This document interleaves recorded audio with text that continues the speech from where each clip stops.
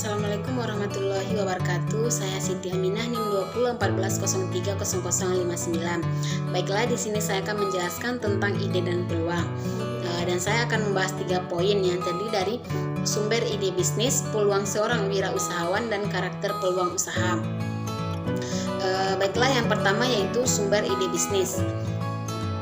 Banyak pengusaha di dunia dan mereka membuktikan bahwa terdapat banyak sumber ide bisnis yang berpotensi. Beberapa sumber yang berguna akan saya jelaskan di bawah ini. Yang pertama yaitu hobi. Hobi adalah aktivitas favorit di waktu luang atau pekerjaan. Banyak orang dalam melakukan hobi atau minat berhasil mendirikan bisnis. Sebagai contohnya, menyukai bermain dengan komputer, memasak, musik, perjalanan, olahraga atau pertunjukan. Yang kedua itu keterampilan dan pengalaman pribadi.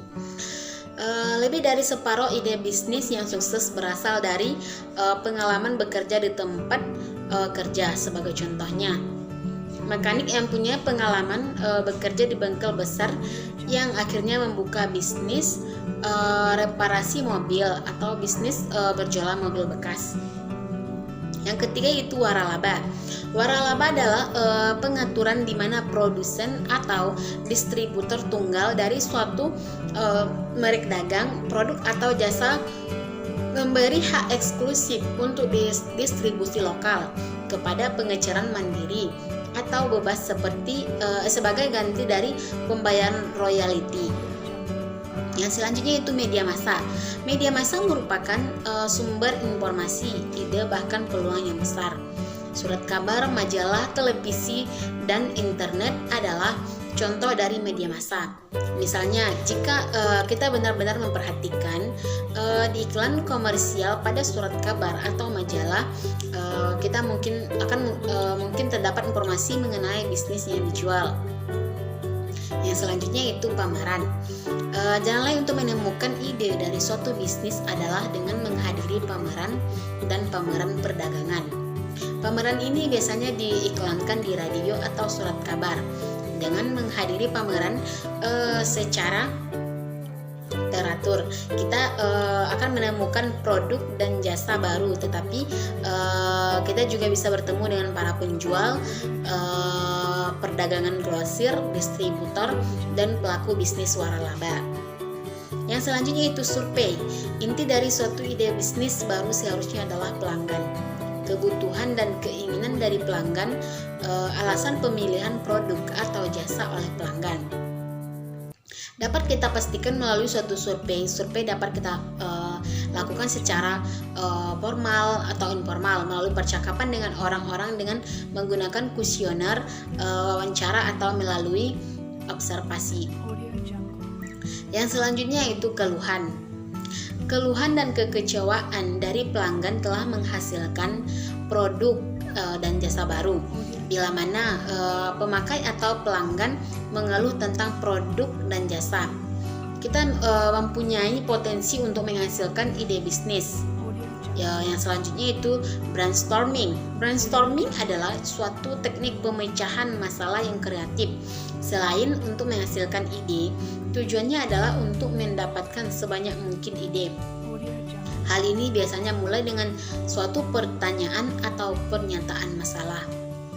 Yang selanjutnya yaitu materi selanjutnya itu yang kedua, peluang seorang wirausahawan.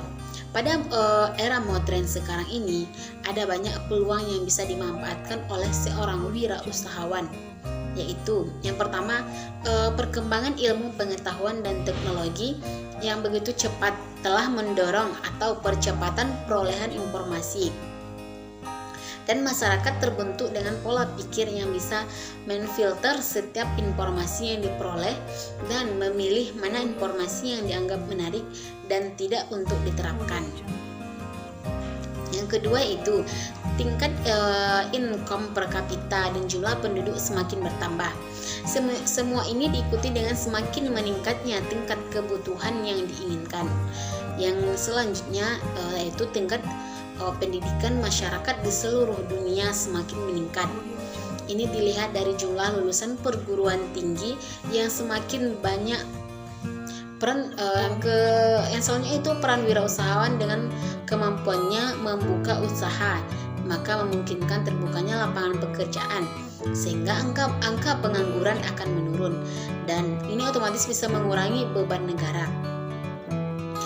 Materi selanjutnya itu yang ketiga, karakter peluang usaha. Suatu peluang usaha harus memenuhi atau mampu memenuhi beberapa kriteria sebagai berikut.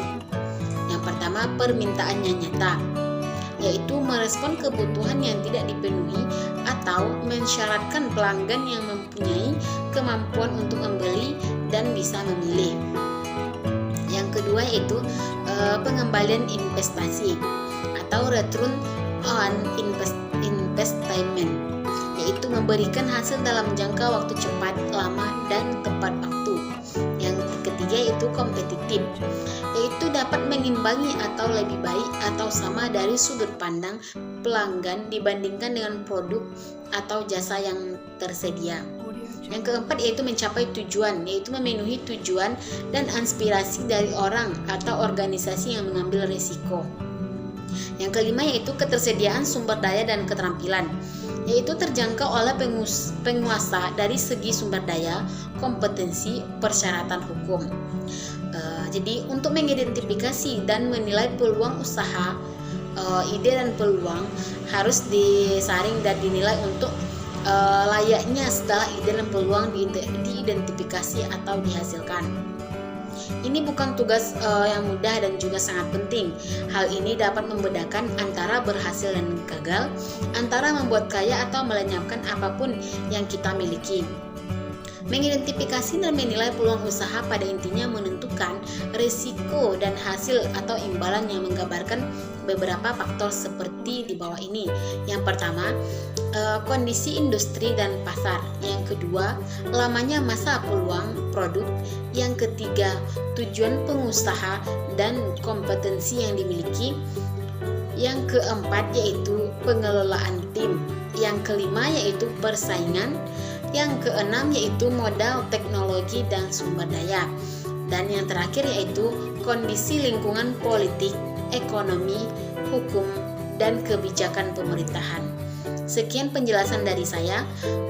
Terima kasih. Assalamualaikum warahmatullahi wabarakatuh.